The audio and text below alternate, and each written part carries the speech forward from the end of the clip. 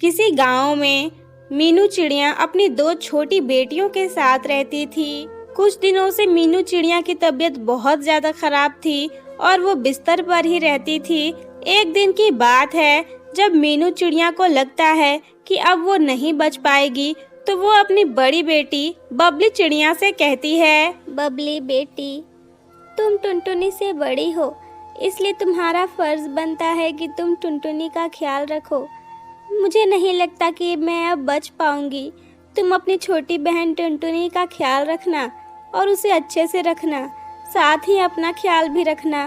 मुझे माफ़ कर देना मेरे बच्चों, मैं तुम्हारे लिए कुछ भी नहीं कर पाई। माँ, तुम ऐसी बातें मत करो, तुम्हें कुछ भी नहीं होगा माँ, ऐसा मत कहो माँ। मेरी बच्ची, मेरी बात ध्यान से सुनो, मैं अब नहीं बच पाऊंगी। मैं तुम दोनों को छोड़कर जा रही हूँ।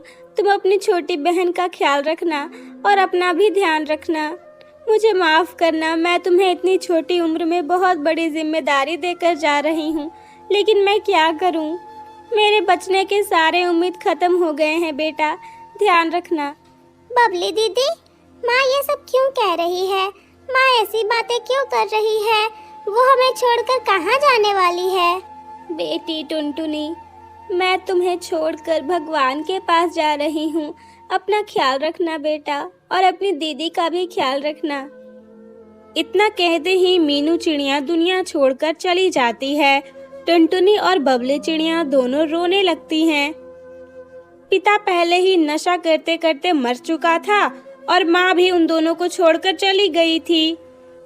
अब उन दोनों का एक दूसरे के अलावा इस दुनिया में कोई भी नहीं था। उनके पास कोई सहारा नहीं था। कुछ दिनों तक तो आसपास के लोग और पड़ोसी उन दोनों को खाना देने आ जाते थे। वो दोनों वही खाकर अपना पेट भर लेते थे, लेकिन अब उन दोनों को खाना मिलना भी बंद हो गया था।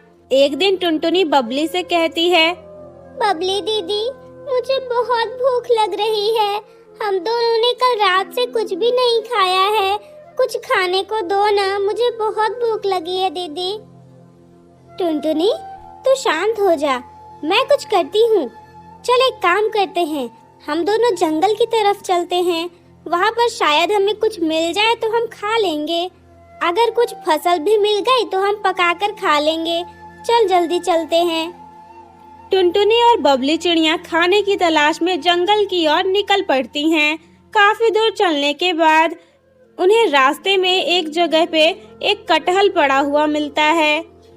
कटहल को देखकर बबली चिड़िया और टुनटुनी बहुत खुश होती हैं। बबली चिड़िया कहती है, अरे टुनटुनी, देख कटहल है, चल हम इसे घर ले जाकर बनाकर खाएंगे। तुझे तो कटहल बहुत पसंद है ना? हाँ हाँ बबली दीदी, मुझे कटहल बहुत पसंद है। तुम्हें याद है, माँ हमारे लिए रोज कटहल बनाती थी और हम कितने चाव से खाते थे। दीदी, तुम्हें कटहल बनानी तो आती है ना? चलो मेरे लिए बना दो, मुझे बहुत भूख लगी है। हाँ हाँ टुनटुनी, चल घर चलते हैं और इसे बनाकर खाते हैं। हाँ बबली दीदी, लेकिन घर यहाँ से काफी दूर है। मुझे चलते चलते बहुत प्यास लग रही है, मुझे थोड़ा पानी पिला दो। अच्छा टुनटुनी, एक काम करते हैं, यहाँ बगल में ही एक बड़ा सा तालाब है, चल तू उसमें पानी पी लेना। टुनटुनी और बबली चिड़िया उस तालाब के पास पहुँचते हैं। बबली कहती है, टुनटुनी, मैं इस कटहल की देखभाल कर रही हूँ, तू जा, तब तक पानी पीकर जल्दी से आ जा। टुनटुनी पानी पीने के लिए चली जाती है। वो पानी पीकर वापस आती है और कहती है, बबली दीदी, इस तालाब का पानी तो बहुत ही मीठा है। मेरी प्यास तो बुझ गई, मुझे अब बहुत अच्छा महसूस हो रहा है। चलो एक काम करते हैं, अब मैं इस कटहल की देखभाल करती हूँ, तुम जाओ पानी पी लो। अच्छा ठीक है टुनटुनी, मैं जा रही हूँ पानी पीने, तू इस कटहल का ध्यान रखना। बबली चिड़िया पानी पीने लगती है। तभी टुनटुनी से गलती से वो कटहल पानी में गिर जाता है। टुनटुनी रोने लगती है और बबली से कहती है, बबली दीदी, मेरी तो किस्मत ही खराब है, मुझसे बहुत बड़ी गलती हो गई। हम दोनों को इतनी मुश्किल से एक कटहल मिला था, मैंने उसे भी पानी में गिरा दिया। मुझे माफ कर दो बबली दीदी, मुझे माफ कर दो, मुझसे गलती हो गई। अरे टुनटुनी, ये तूने क्या कर दिया? इतनी मुश्किल से हमें खाने को कुछ मिला था, तुझे उसका ध्यान रखना चाहिए था ना। चल कोई बात नहीं, हम कुछ और खाने के लिए इंतजाम कर लेंगे। तू रोना बंद कर दे, शांत हो जा टुनटुनी, तू रो मत। बबली ने उसे बहुत समझाया, लेकिन उसके बावजूद भी टुनटुनी ने रोना बंद नहीं किया। टुनटुनी को ऐसे रोता हुआ देखकर उस तालाब में से एक परी प्रकट हो जाती है और कहती है, टुनटुनी, बबली, तुम दोनों इतने उदास क्यों हो? और टुनटुनी बेटी, तुम रो क्यों रही हो? परी माँ, देखो ना, हम दोनों को बहुत भूख लगी है। हमें बहुत मुश्किल से एक कटहल मिला था। हमने सोचा था कि हम उसे घर ले जाएंगे और पकाकर खाएंगे, लेकिन वो मेरे से गलती से इस पानी में गिर गया। अब मैं क्या करूं, मुझे कुछ समझ नहीं आ रहा। अरे नहीं नहीं टुनटुनी बेटा, पहले तुम रोना बंद करो। मैं जानती हूँ कि तुम दोनों बहुत अच्छी बच्चियाँ हो, तुम्हारा दिल बिल्कुल साफ है, तुम्हारा इस दुनिया में कोई नहीं है, लेकिन मैं हूँ ना, मैं तुम्हारी मदद करूँगी। परी ने उस तालाब में एक जादुई सोने के कटहल का पेड़ उगा दिया और बोली, बबली और टुनटुनी, देखो, ये पेड़ तुम्हारे लिए है। इसमें सोने के कटहल उगते हैं, लेकिन एक बात याद रखना, तुम दोनों दिल की बहुत साफ हो, इसीलिए मैंने तुम्हारी मदद की है। तुम कभी भी लालच मत करना, और एक बात ये भी याद रखना, अगर तुम्हारे अलावा कोई भी इस पेड़ को छूने की कोशिश भी करेगा ना, तो ये पेड़ गायब हो जाएगा। लेकिन जब तुम चाहो तब इसे बुला सकती हो। मुझे तुम दोनों पर पूरा विश्वास है। तुम दोनों हमेशा अच्छे कामों के लिए ही इसका इस्तेमाल करोगी। आपका बहुत बहुत धन्यवाद परी माँ, आपने हमारे ऊपर बहुत बड़ा एहसान किया है। आप हम पर भरोसा कीजिए, हम इसका इस्तेमाल हमेशा अच्छे कामों के लिए करेंगे। हम इससे गरीबों की मदद भी करेंगे। आपका बहुत बहुत धन्यवाद माँ। ठीक है बच्चियों, मैं चलती हूँ, तुम दोनों अपना ध्यान रखना। इतना कहकर परी वहाँ से गायब हो जाती है। टुनटुनी और बबली एक सोने का कटहल लेकर उसे जोहरी के पास बेच देती है और उस पैसे से खाना खरीद कर ले आती है।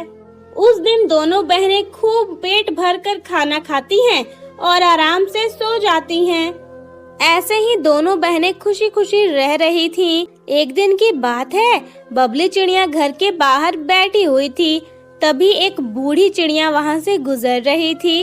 वो रो रही थी और कह रही थी, हे भगवान, ये तू किस जन्म के पाप का बदला निकाल रहा है हमसे? आखिर मैंने ऐसा कौन सा पाप किया है जो इतनी सजा दे रहा है मुझे?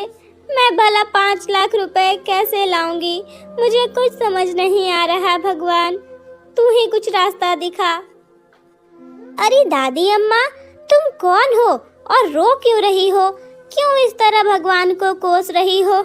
ऐसा क्या हो गया? तुम्हें 5 लाख रुपए की जरूरत किस लिए है? बेटा, मेरे पति बहुत बीमार हैं, उनका इलाज चल रहा है। डॉक्टर ने कहा है कि उनका ऑपरेशन करना पड़ेगा। मुझे समझ नहीं आ रहा है, ऑपरेशन के लिए 5 लाख रुपए चाहिए। मैं इतने सारे पैसे कहाँ से लाऊं बेटा? मेरा इस दुनिया में अपने पति के अलावा और कोई भी नहीं है। मैं किससे मदद मांगूं?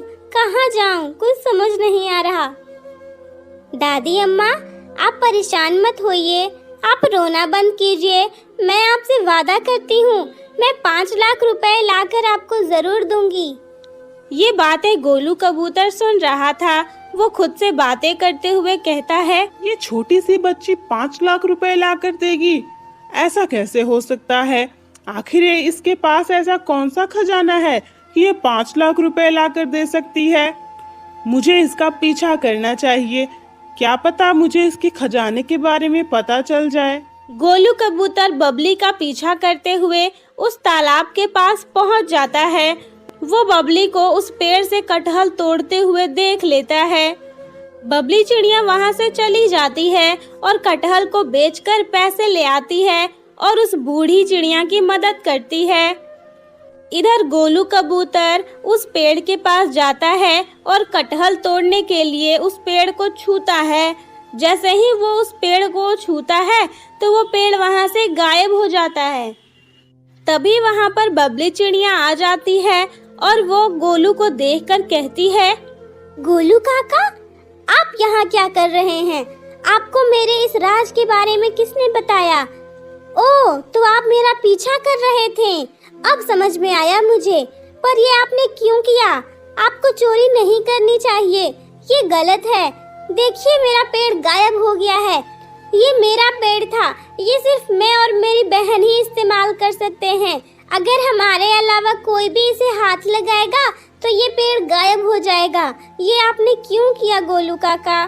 बबली बेटा, मुझे माफ कर दो। मेरा ऐसा कोई इरादा नहीं था। वो तो मुझे बस एक सोने का कटहल चाहिए था।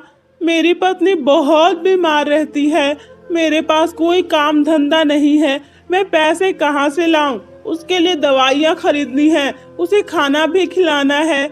मैंने सोचा कि मैं इतने सारे कटहल में से एक कटहल तोड़ लूंगा तो तुम्हारा क्या बिगड़ जाएगा। मुझे माफ कर दो बेटा।